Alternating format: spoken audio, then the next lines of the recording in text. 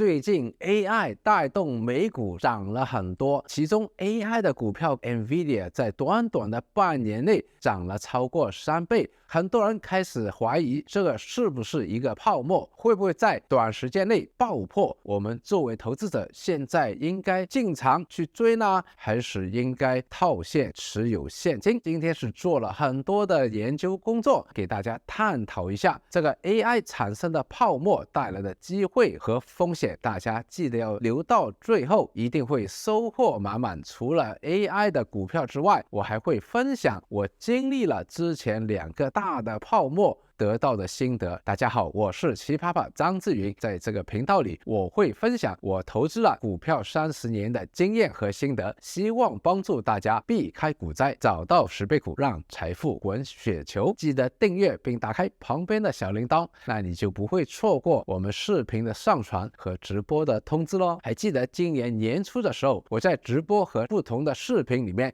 已经讲到，今年整个投资是面对着逆风，其中包括逆全球化、地缘政治、美联储加息和缩表这些不利的因素。唯一一个亮点就是 AI 技术到了起点开始起飞，推动着整个市场的改变，提升收益，降低成本，增加利润。所以 AI 这个热潮，我个人当时就觉得会比过去 PC、个人电脑、互联网还有智能手机出现这3个浪潮加在一起，对我们的影响还要多，所以一定会对股票市场带来很大的一个推动力。那现在过了半年回看的话，其实 broad market 广泛的市场里面，大多数的股票并没有特别的好，只是跟 AI 有关系的，包括我们特别看好的 NVIDIA 还有 Microsoft、Apple 这些明星股带动了整个 Nasdaq 迈向高峰。那到底这个是不是个泡沫呢？有没有涨过头呢？我们来回看一下刚才所说的 PC、互联网和智能手机带来的整个牛市有多牛，大家可以得到一些参考。当然未来没有发生，而我个人觉得 AI 带来的改变要比之前这3个浪潮要更大。那我们首先看一下 PC是什么时候出现的？其实 PC 早在70年代就出现了，当时的 Apple 推出了个人电脑之后，电脑不再是很大的放在实验室里面的那些巨型的 mainframe 电脑，而是趋向了桌上的电脑 desktop。 那如果我们不看70年代，就算看80年代开始，到了87年那个泡沫的顶峰，整个 Nasdaq 是涨了超过245%，而当中的表者 Microsoft 在86年才上市，上市的短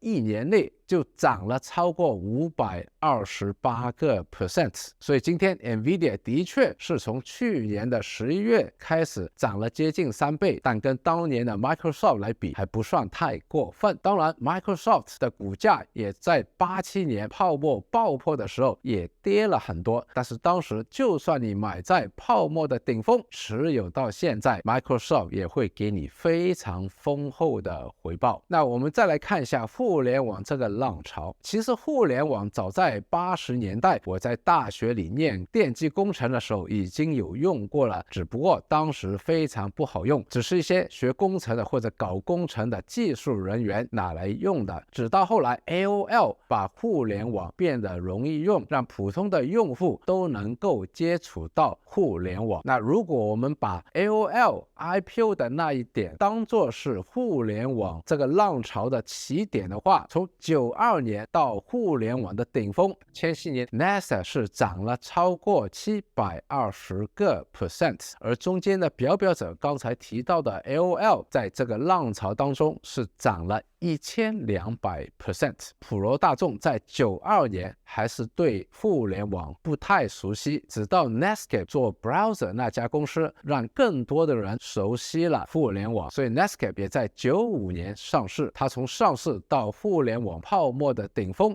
也涨了520多个 percent。如果我们再看看其他当时的互联网的公司，包括雅虎，还有一些其他现在已经忘掉的小公司，当时的股价都是翻几倍的。我们再看一下智能手机的年代，如果苹果推出 iPhone 3的时候，代表着智能手机的诞生，从那一天开始到现在，我们还是广泛的用着智能手机的。所以如果我们看 Nasdaq 从当时到今天的话，真的是涨了超过550个 percent。而中间的表者苹果的话，它是涨了4800多个 percent 哦，48倍哦。一个浪潮来的话，整体的大盘指数涨几百个 percent， 而中间的表者领先的公司可能会涨几十倍，这是非常正常的。我个人觉得 Nasdaq 在去年 OpenAI 推出 ChatGPT 3.5 版本之后，到今天已经涨了20多个 percent，NVIDIA 涨了3倍，相对之前整个浪潮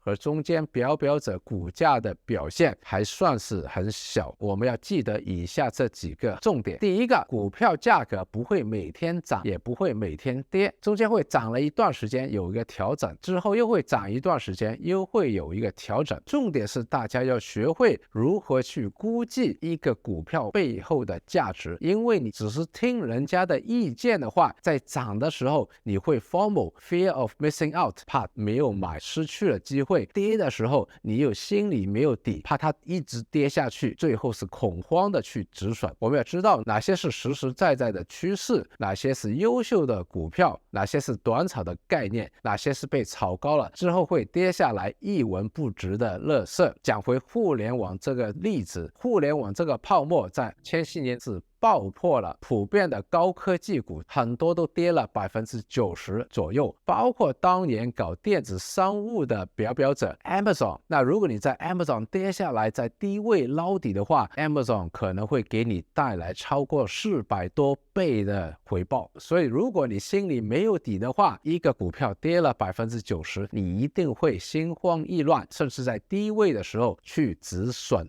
cut loss 离场。但如果你买了 Amazon， 知道它是一个实实在在的做电子商务，有它竞争优势的优秀企业的话，就算你买在互联网泡沫的高峰，跌了90%之后，到今天又涨了21倍。当然如果你做过研究，在大家都恐慌抛售的时候，你非常有信心在低位买入的话，那这只股票到今天就给了你几千到超过10000倍的回报了。学会自己去分析，知道一只股票的价值，股票市场的波动反而是给我们带来非常大的机会。如果用回我的选股5部曲投资股票的框架，股票市场一定有牛熊周期，用股神邓普顿他的话，牛市在绝望当中诞生，在怀疑当中成长。今天大家怀疑这个泡沫会不会很快的爆破，正就是牛市成长的阶段，最终牛市一定会在亢奋当中结束。所以大家一定要学会看牛熊周期了。那第二个重点就是在一个牛市的初期，最先进入市场的资金，我们叫它聪明钱 smart money， 他们在普罗大众没有知道一个行业的趋势的时候，已经静悄悄的去买了，而买了这些股票之后，有可能有一段时间这个股价不会暴涨，但是因为他们做过功课，知道他们所买的价值，他们有耐心有信心去持有。当传媒开始报道之后，吸引了大量的普罗大众进入市场，这个时候就会炒得火火的了。如果你在这个时候再加入的话，那肯定已经是买贵了。我们在投资的时候有安全边际是非常重要的，因为如果我们买的价格是低过一只股票的价值的话，就算这只股票不涨甚至跌下来，我们还是可以安心的持有的。相反，如果是高追的话，这个股价已经在它的价值之上，一旦它跌下来的话，那这个时候大家就要及时的离场，避免之后跌得更多了。所以我个人觉得在现在 NVIDIA 特斯拉这些已经涨得比较高的股票，高追是有一定的风险，大家应该做多点功课，去寻找那些还没有被发掘的 undervalue 超值的股票。我个人是找到好几个我觉得是 undervalue 的股票，所以我最近也大量的加仓了，我们一起来做功课了。那第三个重点就是，当一只股票开始涨的话，不要太早的太急的去 take profits， 因为我们刚才看到一只好的股票会涨几百倍，而在一个大的牛市里面，整个浪潮会对股票市场推高几百个 percent， 但是一般的人涨了几十个 percent 之后就积极的离场，之后看着那只好的股票不断的涨的时候，心里总会有那一点点悲哀的痛苦。相反来说，整个股票市场一定也会受其他的因素的影响，包括一开始我们谈到的宏观的经济因素、地缘政治。当一个股票市场调整的时候，正好也是给我们买入这些优秀股票的机会，所以我们要让时间做我们的朋友，科技带来的发展趋势做我们的朋友，股票市场的波动也要做我们的朋友。关键就是大家先学习，不断的累积经验，股票市场会有一天变成我们的提款机。看到现在你给自己一个赞，也给我们一个赞吧，记得把今天的影片分享出去，那我们下次再见咯。